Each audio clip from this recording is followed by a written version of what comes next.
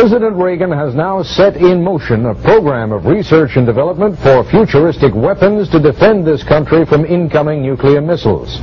With today's signing of a national security directive, Mr. Reagan confirmed the long-range research he proposed Wednesday night. It will improve communications and control systems that are vital to these strategic forces. Applications discussed in the patents included destroying missiles. Communications, control, and disruption were included. There were some other ideas, both to possibly modify weather and finally to lift a portion of the upper atmosphere further out into space where hopefully it would be able to deflect missile trajectories. Zap incoming missiles, disrupt global communications, and engineer the weather. What does HARP do? HARP is a large antenna where we beam radio frequency energy up into the upper atmosphere, and we create on a small scale what the sun normally does. HARP uses 1 billion watts beamed straight into the ionosphere for experiments. Picture these strings on the piano as layers of the earth. Each one has its own frequency. What we used to do is beam radio waves into the ground, and it would vibrate any strings that were present in the ground. We might get a sound back like, and we'd say, that's natural gas. We might get a sound back like, and we'd say, that's crude oil. We were able to identify each frequency. We accomplished this with just 30 watts of radio power. If you do this with 2 billion watts, the vibrations are so violent that the entire piano would shake. In fact, the whole house would shake. In fact, the vibrations could be so severe underground that could even cause an earthquake. Los Angeles Times on April 21st, you said that you told the Associated Press that the American government has created weather tampering techniques so that the New World Order will be able to starve millions of Americans and control the rest. And after 1989, President Bush said, and it's a phrase that I often use myself, that we needed a new world order. The chilling new world order where the masters of mind control will become masters of the world. And ready? There's one more. Some people believe the technology being tested here could be used for sinister projects involving humans. Radio waves messing around with people's brain waves. Mind control will be the ultimate non-lethal weapon. Declassified information on mind control, weather manipulation, bioweapons, chemical weapons. While we feel that HARP is a unique facility, it's not the only one like it in the world. HARP has some capabilities that we feel are better than some of the others. You can change the frequencies. Dr. Persinger's tests suggest that carefully programmed electromagnetic frequencies can tap into individual brains and influence people's emotions. You can shift the beam so that you can move it from one part of the ionosphere to another, and it has quite a bit more power than some of the other facilities throughout the world that are doing the same kinds of research. The same kind of signals in the same frequency range can affect human mood. The human brain operates on very low frequencies. For example, when we're thinking, actively, we're generating about 13, 14 cycles per second. When we're meditating, we're generating 8 cycles per second. And when we're asleep, the brain waves are running at about 4 cycles per second. And HARP is capable of generating all of these frequencies. These kinds of signals can control the human brain. And if you can control these frequencies and multiples of these frequencies and various combinations, you can control all kinds of emotions. You can generate happiness. You could generate sadness. You can generate any mood you want. Similarly, using the appropriate fields, we can induce fear and apprehension. I chose what's called a phased array antenna for the patents because it can be aimed. Picture holding your microwave oven in your hands with the door open. Then you can move it around and send those microwaves different directions. And for these applications where I wanted precise control of where the power was, I felt that was the best type of antenna to use. And that is the kind that HAARP has built. Which is well recognized in the literature. He started first using implants in the brain. He then used radio frequency with implants, and eventually he found that energy at 1/50th of what the Earth naturally produces could, in fact, in certain frequency ranges, trigger huge mood swings.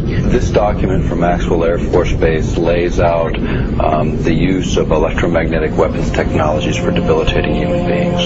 Using electromagnetic warfare against human beings, you can cause disease, you can cause hysteria, or you can cause passivity for population control. The cognitive processes of the human brain are really quite simple.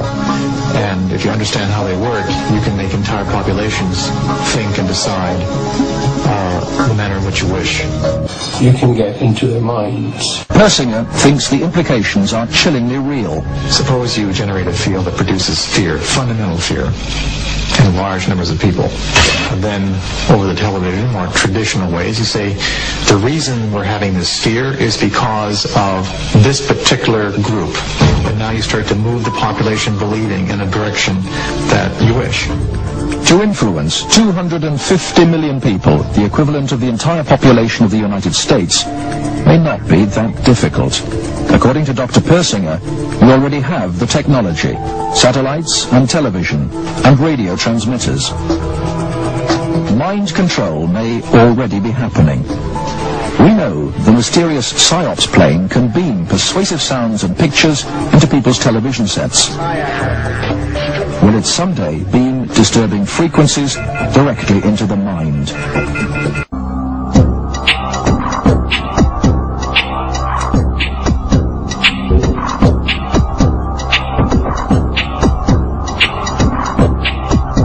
Psychological warriors are bringing cutting-edge technology to a more insidious weapon: propaganda.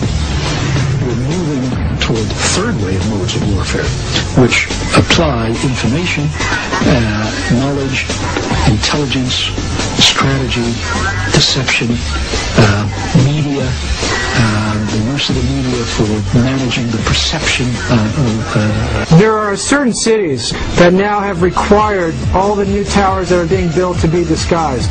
Andrew Messing is the president of Larson Camouflage, a company that builds cell phone towers in a wide variety of disguises, from palm trees to water towers to flagpoles. This is one of our saguaro cacti that's going up to the Phoenix area, and the antennas are concealed inside. They're extremely realistic. People drive by them all the time and they think they're real cacti. Cell antennas are also being hidden inside all kinds of architecture, like clock towers and fake chimneys. Any cell phone, yours included, can be pinpointed, even if you never make a call.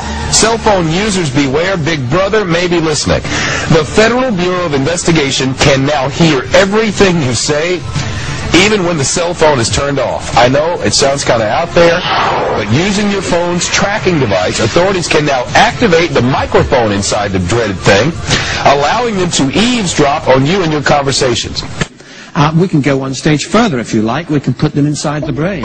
Here are human nerve cells growing onto the surface of an RFID type chip. Human brain cells don't need to be taught to do this. They are genetically programmed to work with computers. In fact, they love computers. Here's an example. Here is a chip. There's the chip. You put the brain tissue on and it organizes itself. The brain cells work their way in and they start communicating with each other and with the brain of the PC. Have you ever really put enough electrodes into the brain to understand these signals in a meaningful way? In your time, no. In my time, yes. You begin to lose your individuality. You will be evolving into a rather different social entity. How do you push the electrode to the brain? So what you do is you actually send a certain number of them. You have a bundle, and then the bundle would be, the nanowires would be allowed to float into the bloodstream until they can go no further. Like it or not, though, the brain-computer interface is coming along pretty quickly. And once you figure out how to get a single electrode to accurately record brain signals, it's not too hard to get thousands to work. It's mostly a matter of miniaturization. National Security Agency, the NSA, visited us.